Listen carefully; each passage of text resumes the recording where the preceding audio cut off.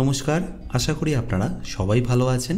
গ্রীষ্মের সব সবজি দিয়ে আজকে আমি আপনাদের একটা পাঁচমিশালি তরকারি বানিয়ে দেখাবো।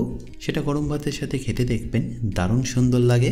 আর এই সবজিটা বানাতে আপনাদের হলুদ ছাড়া আর কোনো রকমই মশলা লাগবে না, কারণ এটা আমি আপনাদের বানিয়ে দেখাবো ম্যাগি মশালাই ম্যাজিক দিয়ে। আর একবার রিকোয়েস্ট করবো আপনাদের বানিয়েও দেখবেন সত্যিই খুব সুন্দর টেস্ট হয়। তাহলে চলুন রেসিপিটা শুরু করা যাক। বাই দ্য ওয়ে, আমি শেফ অতনু, আপনারা দেখছেন অতনু রান্নাঘর। আর আজকে আমাদের রেসিপি পাঁচমিশালি তরকারি। তাহলে এই পাঁচমিশালি সবজি বানানোর জন্য আমি সবজিগুলোকে আগে থেকেই কেটে নিয়েছি। আশা করি দেখে নিশ্চয়ই বুঝতে পারছেন আমি এটাকে কিভাবে কেটে নিয়েছি। আর এটা বানাতে দেখুন আমি এখানে কি কি সবজি নিয়ে নিয়েছি। কুমড়ো নিয়ে নিয়েছি 250 গ্রাম, তার সাথে কাঁকরোল নিয়েছি 150 গ্রাম, বেগুন নিয়েছি একটা বড় সাইজের, তার সাথে গাজর নিয়ে নিয়েছি 100 গ্রাম, আর বরবটি নিয়েছি 150 গ্রাম। এছাড়াও নিয়েছি পুঁই শাকের ডাঁটা, আপনারা চাইলে কিন্তু পুঁই শাকও এখানে ব্যবহার করতে পারেন। আর নিয়েছি 2টো রাঙালু আর 4টে রেগুলার আলু। আমি যে সবজিগুলো নিয়েছি সেগুলি যে আপনাদের নিতে হবে তা কিন্তু নয়, আপনারা আপনাদের পছন্দ অনুযায়ী এখানে সবজি নিয়ে নিতে পারেন। এবার এই রেসিপিটা বানানোর জন্য আমি একটা কড়াই নিয়ে গ্যাসটাকে অন করে নিয়ে নিচ্ছি সর্ষের তেল। আর তেলটা একটু গরম হয়ে গেলেই আমি এখানে বাকি সবজিগুলো অ্যাড করার আগে বাদাম ভেজে নেবো। আপনারা যদি এর মধ্যে বড়ি দিতে চান তাহলে বড়িরও ব্যবহার করতে পারেন। আমি এখানে 1 কাপ কাঁচা বাদাম দিয়ে সেটাকে ভালো করে লাল লাল করে ভেজে তুলে নিলাম।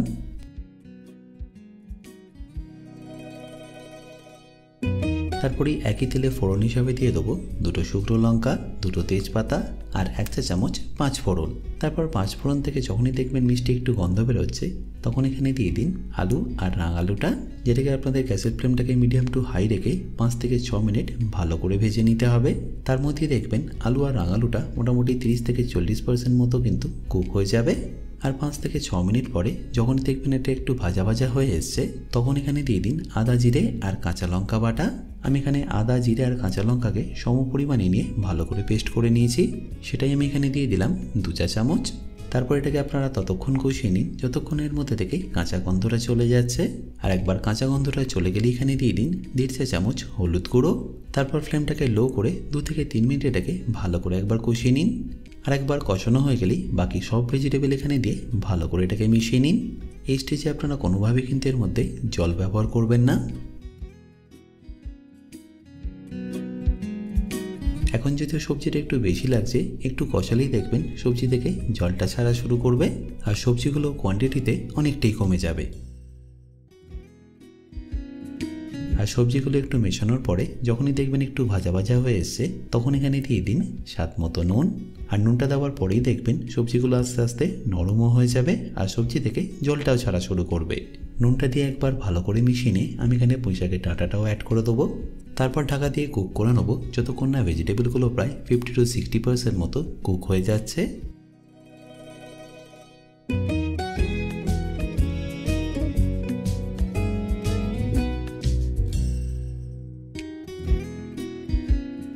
এই সময় ফ্লেমটা কিন্তু আপনারা একদম লো রাখবেন। মোটামুটি 6 থেকে 7 মিনিট পরে আমি আপনাদের ঢাকনাটাকে সরিয়ে দেখাচ্ছি।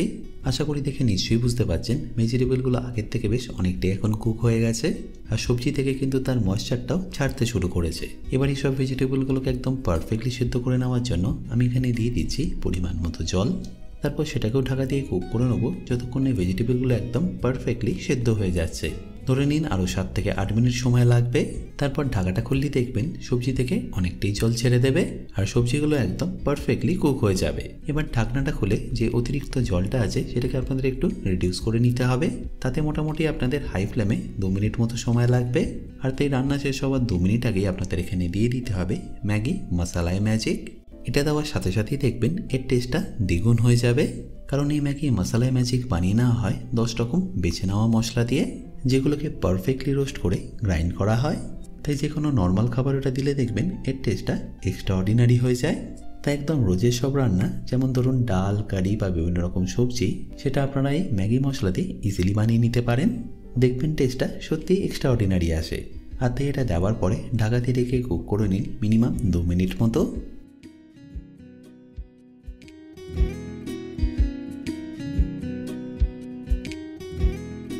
আর 2 মিনিট পরে ঢাকাটা খুললেই দেখবেন এর যা গন্ধ বেরোবে তাতেই আপনারা বুঝতে পারবেন এর টেস্টটা কতটা ভালো হয়েছে। ব্যাস এবার এটাকে একবার ফাইনালি মেশিনে ফিনিশ করুন এটাকে ঘি আর গরম মশলা দিয়ে।